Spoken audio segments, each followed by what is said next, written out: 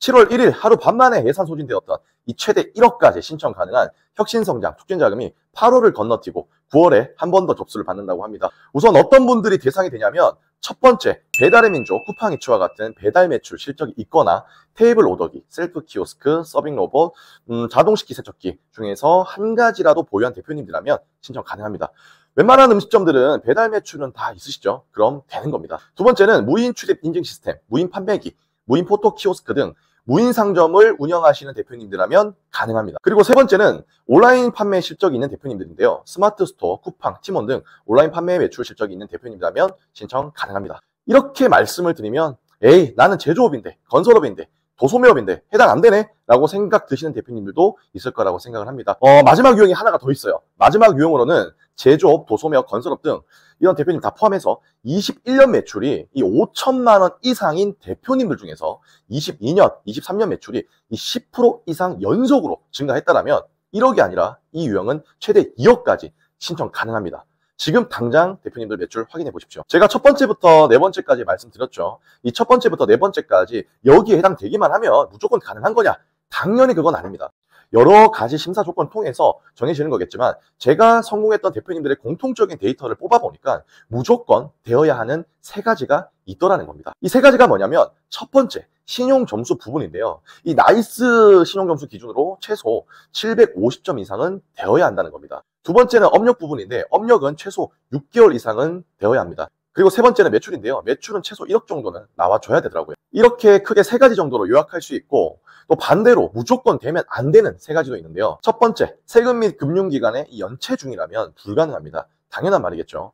두 번째는 캐피탈, 저축은행, 카드론, 현금 서비스와 같은 이런 유형의 대출을 3건을 초과해서 보유하고 있다면 상당히 어렵습니다. 그리고 세 번째는 매출 부분인데 3년 연속으로 매출이 감소하거나 이 순이익 부분에서 적자를 보고 있다면 어렵습니다. 물론 이런 기준은 무조건적인 정답은 아닙니다. 어느 한 부분이 부족하더라도 다른 한 부분이 압도적으로 좋다면 충분히 한번 해볼 수 있는 거고요. 자, 그렇다면 신청 방법은 어떻게 되고 과정은 어떻게 되는 것이냐? 일단 해당 자금에 필요한 사업계획서와 서류 업로드를 1차적으로 해야 합니다.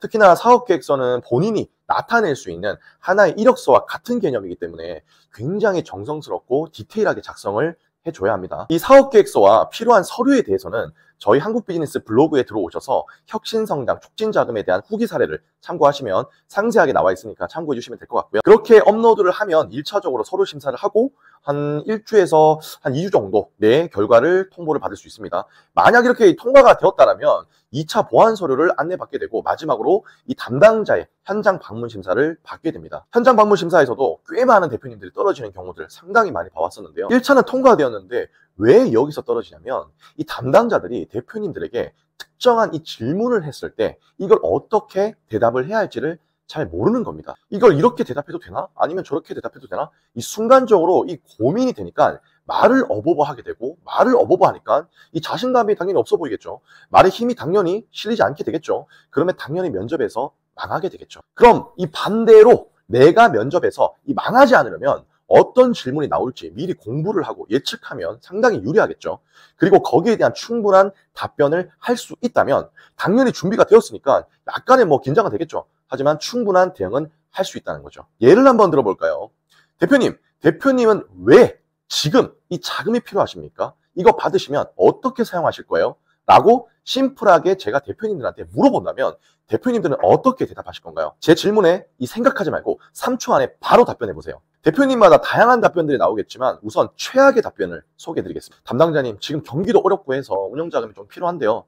은행에서도 추가 대출도 안 된다고 하고 지금 저희가 쓰고 있는 캐피탈이나 저축은행 금리가 너무 높습니다. 그래서 이리저리 대환도 하고 싶고 운영자금 좀 필요하네요. 저희 좀 도와주세요. 혹시나 이런 식으로 대답할 것 같다라고 생각드는 대표님들은 반드시 컨설팅이 필요한 대표님들입니다. 자, 생각해 볼게요. 이 대표님들이 담당자라면 이 얼굴에 그늘져 있고 활기도 없고 어렵다고 찡찡대는 사람이랑 이 웃으면서 이 반갑게 맞아주고 이 활기도 있고 자기 사업에 대해서 자신감도 있는 사람이랑 이 둘 중 누구한테 좋은 평가를 내려줄까요? 정답은 정해져 있죠.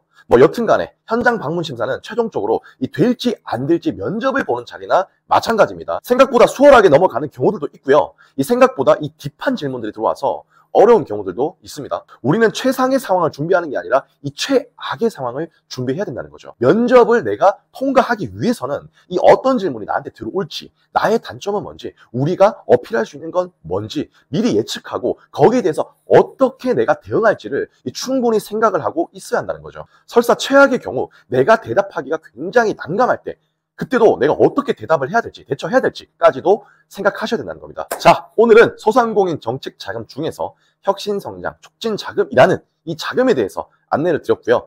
해당 자금에 대해서 좀 더 자세히 알고 싶고 당사의 도움이 필요한 대표님들은 당사 홈페이지에 접속하시면 문의하기 란이 있습니다. 문의하기 란을 통해서 남겨주시면 순차적으로 안내를 드리도록 하겠습니다. 그리고 요새 유튜브 통해서 상담 시청 많이 남겨주시는데요. 좋게 봐주셔서 감사하고 정말 감사합니다. 대표님들에게 반드시 도움이 될 수 있는 피드백을 드릴 수 있도록 하겠습니다. 감사합니다.